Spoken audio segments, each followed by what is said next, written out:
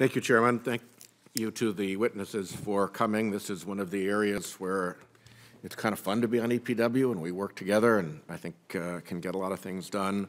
I just wanted to flag a couple of issues that I think are important as we go forward.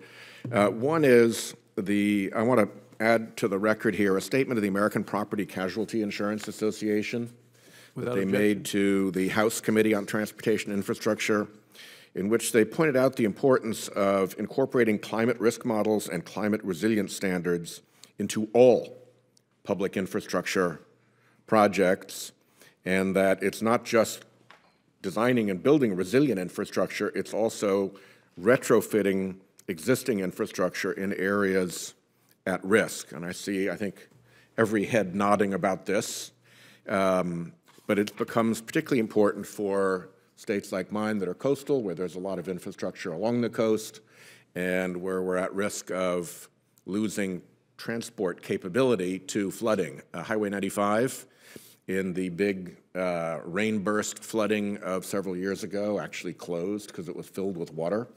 Amtrak has been stopped because of flooding in Rhode Island, and its railway along the Connecticut coast is a massive, massive potential liability. So I think it's important that we pay attention to what the insurance industry, the American Property Casualty Insurance Association, is saying. I also want to emphasize as we go forward the opportunities for better infrastructure, cheaper construction, more durable infrastructure, and for, I think, a lot of our local states' economies through the increased use of new materials. And I'd like to ask that a report called Performance of Bridges that Receive Funding under the Innovative Bridge Research and Construction Program by the National Academies of Science, Engineering, and Medicine be added as a without objection exhibit here. It points out that one of the problems is that we lack comprehensive design standards and specifications, as well as programs for detailed long-term monitoring. So a better composite solution might be actually harder to get to because the engineers never bothered to write down the specs for composite. What's in the book is rebar or steel or concrete or whatever, and so the engineers go automatically to the old and perhaps less effective and efficient technology.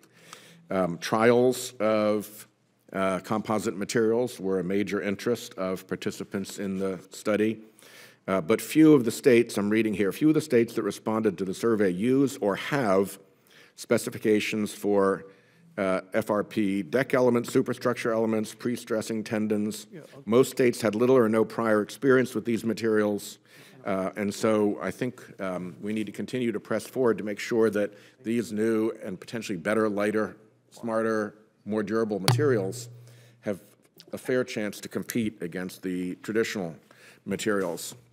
In my state, we see more and more of a priority on bicycling and walking as an alternative. Obviously, as our roads get more and more use, if people are willing to ride a bike, many actually prefer to, we shouldn't be foreclosing that option. So pedestrian and bike infrastructure is, to me, very important in this conversation.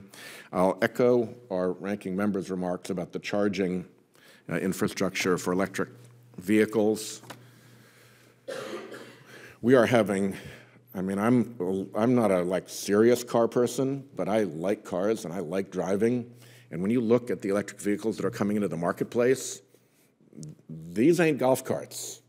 This is Jaguar. This is Audi. This is Mercedes. GM is launching I've got a Chevy Bolt, so I've got a GM electric vehicle already, but they're moving it to their top line, to their Cadillac division, because they see this as a really huge opportunity. And the performance specs of these things are, to use Elon Musk's words, ludicrous. I mean, that's actually what he describes one of the performance options in the Tesla.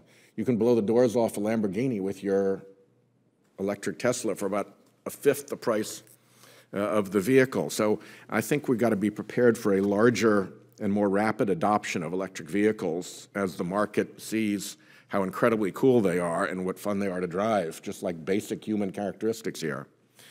The question is, do they need a $7,500 tax credit for people to do buy Hey, those? they're easily worth $7,500 compared to the $7,500 plus dollars worth of damage that emissions from automobiles do. So I'm eager to support that. Two last comments.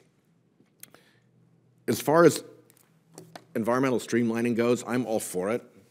Rhode Island actually led the environmental streamlining for offshore wind that actually got offshore wind built.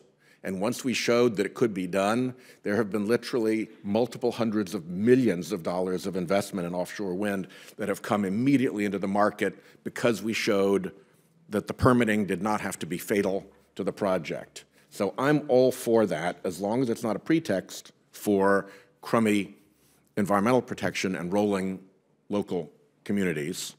And I do think that we in Congress need to find ways to reassert our priorities through these bills, whether it's highway bills or Army Corps water bills.